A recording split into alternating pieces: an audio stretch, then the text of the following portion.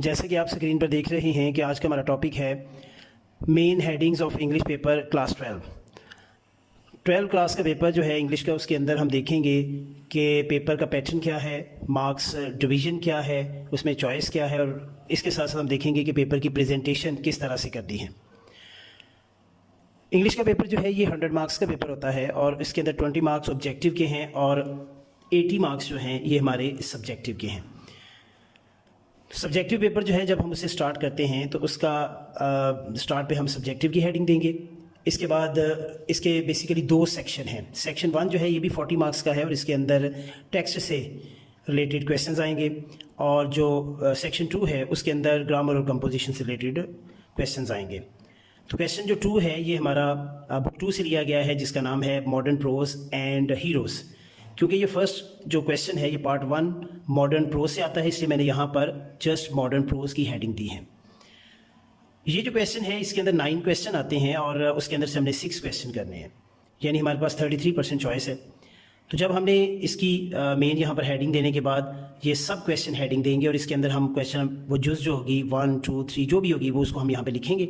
इसके बाद हम चाहें तो वो क्वेश्चन का थोड़ा सा रेफरेंस दे सकते हैं, पूरा क्वेश्चन ना भी लिखें, और उसके बाद हम आंसर जो है वो स्टार्ट कर देंगे। 3 4 5 लाइनों के अंदर हमारा आंसर कंप्लीट हो जाएगा। जो ही हमारी एक जुज़ मुकम्मल हो जाएगी उसके बाद हम आंसर एंडिंग लाइन लगाएंगे। ये क्वेश्चन सब क्वेश्चन जो लाइंस हैं और आंसर एंडिंग लाइंस हैं इसके बारे में मैं ऑलरेडी वीडियो बना चुका हूं, जिसका लिंक जो है वो मैंने डिस्क्रिप्शन में दे दिया है। आप वहां से जाकर अपनी चॉइस के मुताबिक चेंज भी कर सकते हैं। तो इसके हमने 6 क्वेश्चन करने हैं आउट ऑफ 9 और 2 नंबर के हिसाब से इसके मार्क्स जो हैं वो 12 बनेंगे। इसके बाद हम आगे बढ़ते हैं।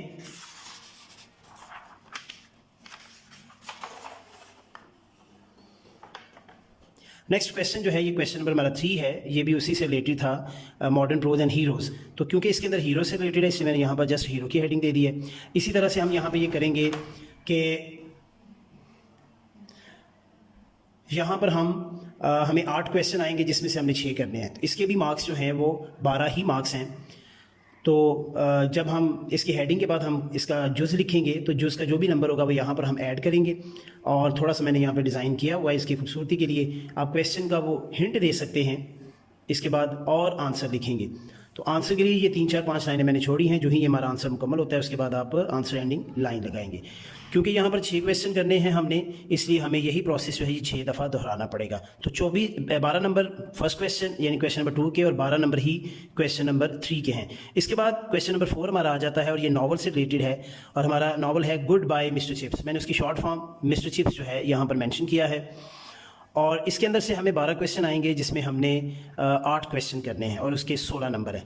तो इस तरह से ये सेक्शन 1 जो है 12 12 और 14, ये 12 और 12 24, 12 और 12 24 और ये 8 करने हैं इसके, इसलिए इसके 16 नंबर है, और 16 ये 24 और 16 ये 40 नंबर। तो ये हमारा जो सेक्शन 1 है ये 40 मार्क्स का हो जाता है। अब इसके अंदर क्योंकि 8 क्वेश्चन करने हैं इसमें भी वही प्रोसेस दोहराएंगे कि पहले हम जो सब क्वेश्चन है उसकी यहाँ पर हम नंबर देंगे, चाहें तो उसके क्वेश्चन का थोड़ा सा हिंट दे सकते हैं, उसके बाद आंसर लिखेंगे।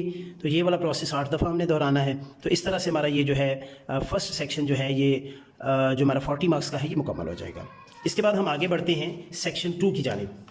सेक्शन 2 जो है इसके अंदर जैसे मैंने आपको बताया है कि हमारी कंपोजिशन और ग्रामर से रिलेटेड जो है ये चीज़ें जो हैं वो इसके अंदर आएंगी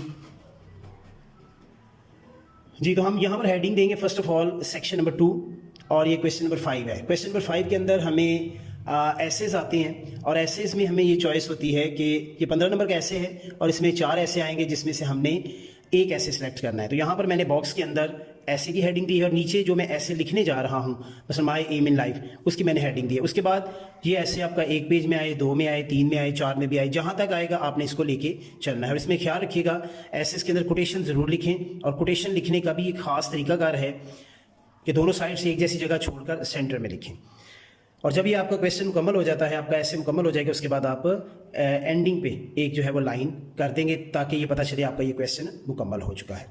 इसके बाद इसी सेक्शन का क्वेश्चन जो है वो क्वेश्चन नंबर 6 है, और क्वेश्चन नंबर 6 जो है ये बेसिकली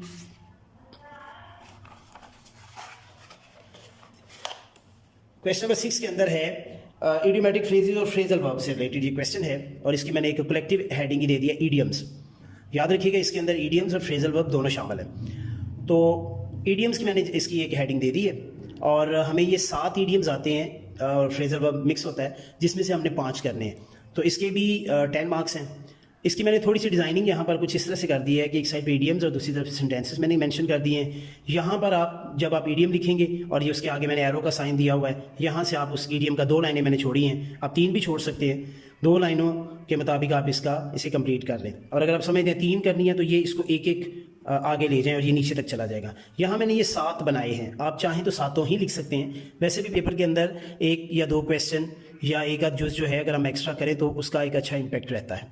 तो ये मैंने यहाँ पर ईडियम और आगे उसका सेंटेंस, तो ये मैंने 7 बनाए हैं। तो यूं ही आप इसको ये मुकम्मल हो जाए उसके बाद आप इसके ना क्वेश्चन की एंडिंग लाइन लगा दीजिएगा। इसके हम आगे बढ़ते हैं। इसका लास्ट क्वेश्चन जो है, लास्ट क्वेश्चन है ट्रांसलेट इनटू इंग्लिश। याद रखिएगा कि फर्स्ट ईयर में ट्रांसलेट इनटू उर्दू है और जो कि हमें टेक्स्ट से पैराग्राफ आता है, यहाँ पर जो है ये ट्रांसलेशन इनटू हमें आएगी इंग्लिश। तो लिहाजा इंग्लिश के हमें रूल्स रेगुलेशन को सामने रखते हुए करना है। यहाँ इस चीज़ का ख्याल रखिएगा कि ये एक कंटिन्यूस पैराग्राफ है और एक ही पैराग्राफ आना है जिसको हमने करना है। तो इसके अंदर करते हुए इस चीज़ का ख्याल रखें कि जब आप ट्रांसलेशन करें तो उसके अंदर इडियोमेटिक फ्रेजेस या फ्रेजल वर्ब का इस्तेमाल अच्छी तरह से करें। ऐसा करने से आपके मार्क्स लेने की सलाहियत जो है वो बढ़ जाती है और एग्जामिनर आपको अच्छे मार्क्स यहाँ से देगा। तो यहाँ पर भी मैंने क्वेश्चन नंबर 7 ट्रांसलेशन, और यहाँ से आप इसकी जो ट्रांसलेशन है वो शुरू कर दें। इसके 2 तरीके हैं, चाहे तो 1 लाइन उर्दू लिख लें या पूरा पैरा उर्दू का लिख लें फिर ट्रांसलेशन कर लें, या 1 लाइन उर्दू की और उसके साथ साथ उसके ट्रांसलेशन करें, और या फिर आप उर्दू को बिल्कुल ना लिखें, सारी की सारी जो ट्रांसलेशन है वो लिखें। यहाँ इस चीज़ का ख्याल रखें कि कटिंग वगैरह ना करें, ये चीज़ एक बैड इम्पैक्ट क्रिएट करती है। तो जो ही आपकी ट्रांसलेशन मुकम्मल होती है, आपने ट्रांसलेशन को मुकम्मल करने के बाद लास्ट के ऊपर ये एंडिंग जो लाइन है आप लगा दें। आप चाहें तो इसको एंड तक भी लेके जा सकते हैं, ये आपकी मर्ज़ी पे डिपेंड करता है।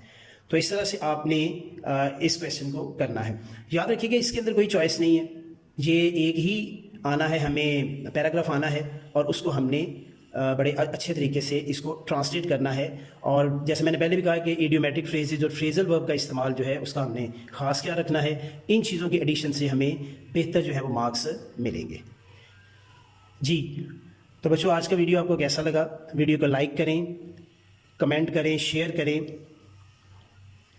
और ताकि दूसरे ज़्यादा से ज़्यादा इससे फ़ायदा, आपके साथ साथ दूसरे भी फ़ायदा इससे ले सके। बच्चों अपना ख्याल रखिएगा और मुझे दुआओं में याद रखिएगा। अल्लाह हाफिज़।